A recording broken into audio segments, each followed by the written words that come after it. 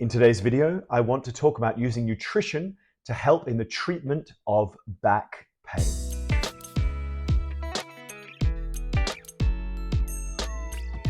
Hello and welcome to the Back Pain Guide. I'm Duncan, a former sufferer of debilitating back pain, now turned physiotherapist who focuses on the treatment and care of other people, perhaps like yourself, who also suffer from back pain. Through this channel, I aim to offer helpful advice based on both my professional expertise and personal experience.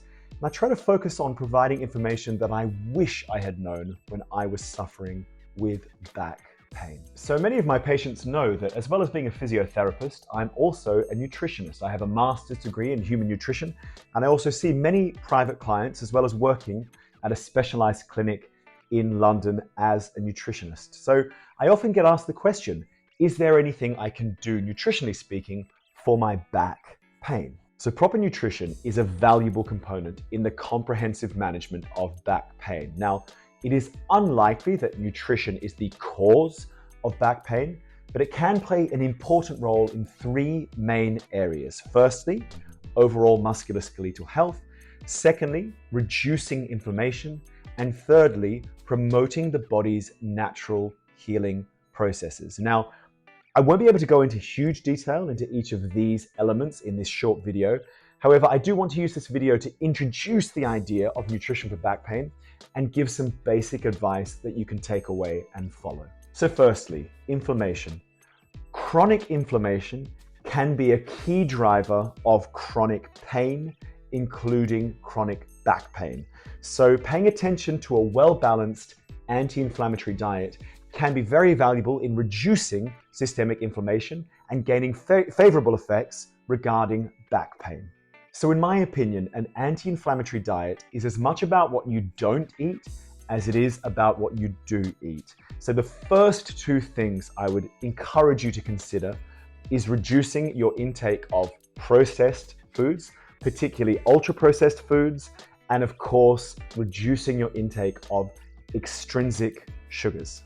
So when I talk about processed foods, we can do a whole video about this, but I'm talking about foods that you don't recognize the source of, anything that comes in a shiny box, anything that comes in a shiny box telling you how healthy it is, anything that if you read the ingredients list, you don't recognize half of the ingredients. Some people like to say anything your grandma or great-grandma wouldn't recognize. These are processed foods. You don't have to avoid them like the plague, but reducing your intake of these type of foods in favor of whole foods, foods as close to their original source as possible, will likely have a favorable effect on systemic inflammation.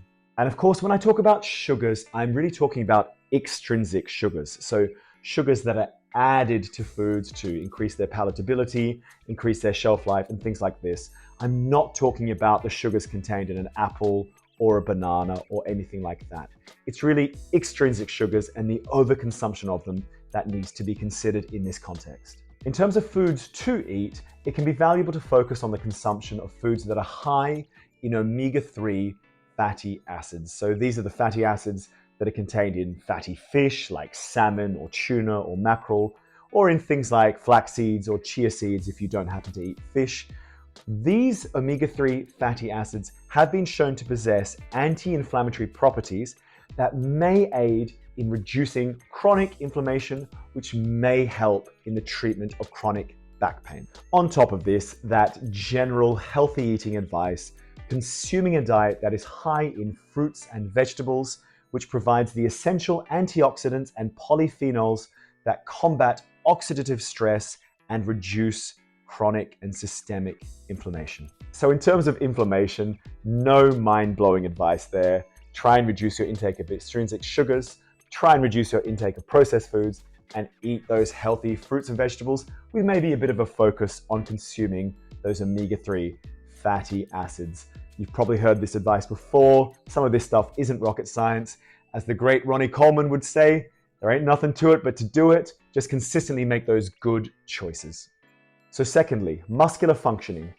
I would argue that optimizing muscular functioning can be very, very valuable in maintaining spinal stability and reducing back pain. Nutritionally speaking, what is essential for this is consuming adequate protein. Now, we don't have to get obsessed with protein. We don't have to eat whole roast chickens for lunch or buy massive bags of whey protein, things like that. However, some deliberate effort to consume a healthy serving of protein with each meal can really help with improving musculoskeletal strength and muscle power. As a general rule of thumb, most people, in my opinion, to optimize their muscular functioning, need about 1.5 grams of protein per kilo of body weight. So for someone like myself, I use myself as an example because I weigh about 100 kilos and the maths is very easy. I would need, for optimization, about 150 grams of protein daily in order to optimize my muscular functioning and have the improved effect on my back pain. On top of this, adequate consumption of the micronutrients magnesium and potassium can support muscular functioning and help to reduce muscle cramps and spasm-related discomfort, often experienced by people who suffer from back pain. Fortunately, in order to get adequate quantities of these micronutrients, all you need is to have a healthy, balanced diet. So in terms of sources of potassium, things like bananas, beans, lentils, potatoes, spinach, broccoli, avocado, oranges, coconut water, tomatoes, things like that. If you eat plenty of these foods, this will give you all the potassium you need for adequate muscle functioning. And in terms of magnesium, things like avocados, nuts, legumes, seeds, whole grains, fatty fish, bananas again, dark chocolate. These are all fantastic sources of these micronutrients. Try and get as much of those in your diet as possible, and you'll be doing great. Thirdly, obviously nutrition can help with weight management, and there is some evidence in the research that there is an increased risk of suffering from back pain for overweight and obese people, and the risk does seem to increase the more overweight a person becomes. I do have to admit that this research doesn't massively line up with my anecdotal experience, and to be honest, in clinic, one gets the impression that back pain can affect all different body types, and it doesn't seem to necessarily affect overweight people more than it does people who are, in that healthy weight range. And I would argue that, if you walked into a room with 100 people in it, you wouldn't necessarily be able to guess just from looking at people's body weight who is more or less likely to suffer back pain. So to combine the research evidence with my anecdotal experience, I would say that yes, it is probably likely beneficial to maintain a healthy weight to minimize the risk of back pain. However, I would argue that it's more likely that those other factors, such as lifestyle, exercise selection, those biopsychosocial factors like stress and anxiety and poor sleep and so forth, breathing dysfunction, are far more likely to be major contributors to your back pain. So if you are a sufferer and you want to manage your weight as part of your care package, that's of course absolutely fine if you think that will be beneficial for you. But my advice would be not to get too hung up on it on the initial stages and focus a little bit more on those other elements that are likely to provide you with more value.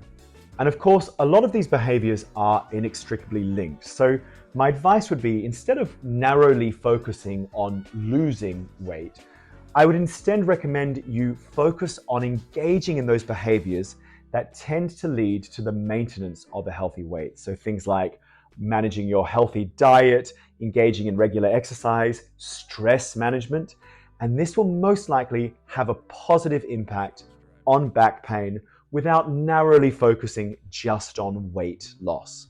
Hydration is also an often overlooked factor, but is essential in the maintenance of healthy intervertebral discs. And of course, systemic hydration is valuable in basically every body system, so it's worth paying attention to. A good rule of thumb to follow in this scenario is to take your body weight in kilograms and multiply it by 30 to 40. And that is the amount of fluid you should consume in milliliters daily. So once again, to use my own easy maths body weight, I weigh about 100 kilos. If I times that by 30 to 40, that would get me in the range of about 3 to 4 liters daily that I need to consume for optimal systemic hydration. It's important to note in this context that as well as the consumption of water and other fluids, the discs also require movement for optimal hydration. This is because the discs don't have a direct blood supply like other tissues in the body.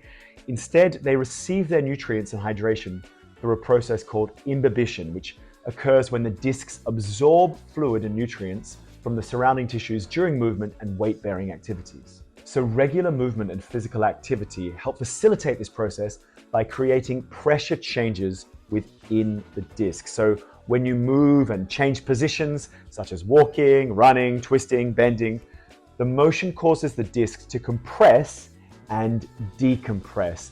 These movements create a pumping action within the discs, allowing them to absorb fluid and essential nutrients from nearby blood vessels and tissues, which allows their hydration, which allows their healing and optimal functioning.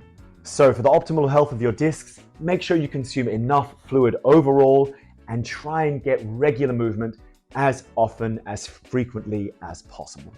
And finally, and very importantly, is the role that nutrition can play in mental health. And emerging research continues to highlight the complex interplay between the gut and the brain. And this gut-brain axis, which is a bidirectional communication system between the gut and the central nervous system, underscores the importance of diet in influencing mental health and well-being. Fortunately, the basic advice in this context is very similar to the advice I offered regarding chronic inflammation.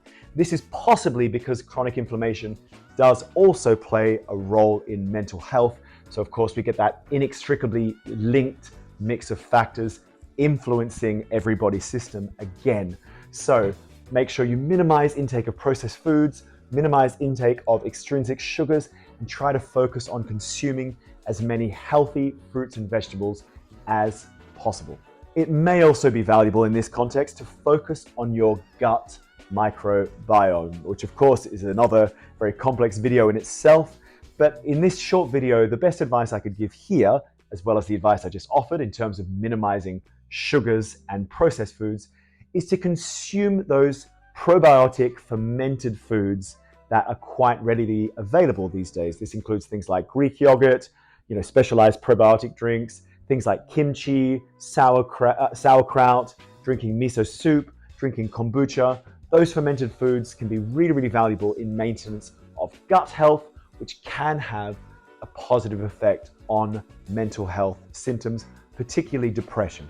So why is treating mental health valuable in the care of back pain? Well, the more we research back pain, the more we realize it has this huge, what we call biopsychosocial component. We used to think it was entirely biomedical, anatomy-based, there was a problem with the tissues, but now we know that there are those psychological factors and social factors that can have a huge impact on somebody's symptoms. So using nutrition to address your mental health can have a direct influence on the severity of symptoms of your back pain. So by adopting a balanced, nutrient-rich diet that minimizes intake of particularly processed and ultra-processed foods can have a massive positive effect on your mental health. Now, of course, nobody is saying that nutrition is the only way to care for our mental health, and I certainly wouldn't recommend you only focus on nutrition. There are obviously other valuable things one can do to improve their mental health. However, it is a very valuable piece of the puzzle that you can control in the treatment of your mental health and, of course, your back pain. So to conclude, integrating proper nutrition as part of a comprehensive back care plan can be extremely valuable by addressing those areas of hydration, chronic inflammation, musculoskeletal health, weight management, and of course, mental health. These can play a fundamental role in improving quality of life for sufferers of back pain and achieving improved outcomes. I hope you found that information useful. Remember, you have the power to take control and move towards a pain-free life. If you did enjoy the video, give it a thumbs up and consider subscribing to the Back Pain Guide for future videos and more valuable content. If you have any questions or comments, or perhaps suggestions for future videos, please leave them in the comments below. I'm here to support and guide you on your road to recovery. Thanks again for watching. Take care of your back, and I'll see you in the next video.